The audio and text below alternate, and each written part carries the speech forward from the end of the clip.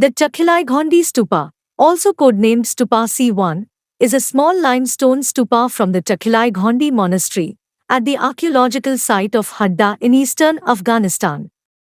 Most of the remains of the stupa were gathered in 1928 by the archaeological mission of Frenchman Jules Barthaux of the French archaeological delegation in Afghanistan, and have been preserved and reconstituted through a collaboration with the Tokyo National Museum. They are today on display at the Musée Guimet in Paris. It is usually dated to the 2nd to 3rd century CE. The stupa was surmounted by an elaborate canopy, a beautiful example of Indo-Corinthian capital, although typically expanded longitudinally compared to their Western counterparts.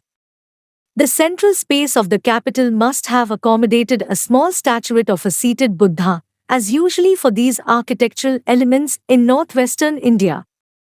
Details reveal elaborate carving and the presence of naked amorini and vines in the acanthus foliage. The stupa base is an elaborate construction, consisting of 3 tiers organized in a stair, and 2 sides. It has a breadth of roughly 3 meters, for a height of about 1 meter. The base combines very contrasted scenes and sculptural motifs, Hellenistic scenes at the bottom tier, and Indian Buddhist scenes at the top 2 tiers. The first tier displays several purely Hellenistic scenes, of which the one on the far right is by far the best preserved. The left scene is a well-known Hellenistic scene often found in Gandhara. On the left is represented a young couple, the woman holding a drinking cup in the right hand, and with her left hand opening the man's chlamys, a Greek cloak, to show his naked body. On the right is an elderly couple in Greek dress, the man bearded, with a small child clinging to the man.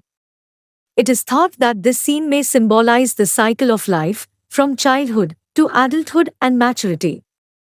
The middle scene is less clear, but represents a naked man, possibly an amorini dancing with a woman in Greek dress. On the left is another amorini holding a large wine flask. A man on the right is holding something to his mouth, probably a flute to which the couple is dancing. The scene is seemingly bacchanalian. The scene on the right is by far the clearest. It precisely shows a woman in Greek dress, holding an amphora and giving a grape to a small child, a man in hymation holding a cantaro's drinking vessel, a young man in chiton playing a hand drum, and a woman in Greek dress playing a 2-stringed lute family instrument. The second tier of the stupa base displays a Buddhist Indian scene. Depending on interpretations, it seems to show a princely couple whose son is convinced to shave his head and become a Buddhist monk. In the last scene on the right, he is seen in Buddhist garb, bidding farewell to his parents.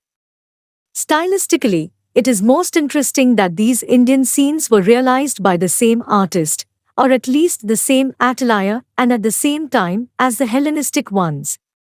It had been suggested previously that the Hellenistic scene belonged to a previous period, before the emergence of Gandharan Buddhist scenes. The second tier is sided by triangular stair risers, which depict a Hellenistic winged Kato's sea monster, a motif often seen with such a function in Greco-Buddhist art.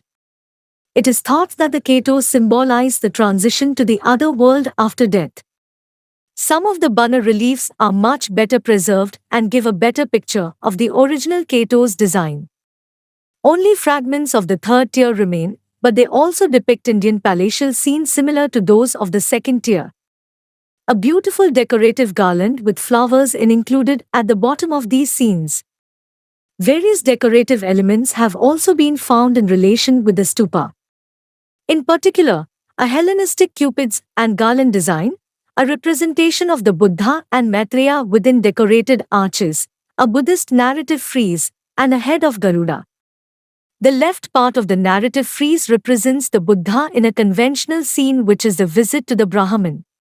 At the time of the manufacture of the stupa, groups of Greek populations from the earlier Indo-Greek kingdom probably still remained, and were even organized under a king, which would account for the rich Hellenistic influence in the stupa and the representations of people in Greek dress and attitudes on the lower friezes. Please like and subscribe our channel for more interesting videos.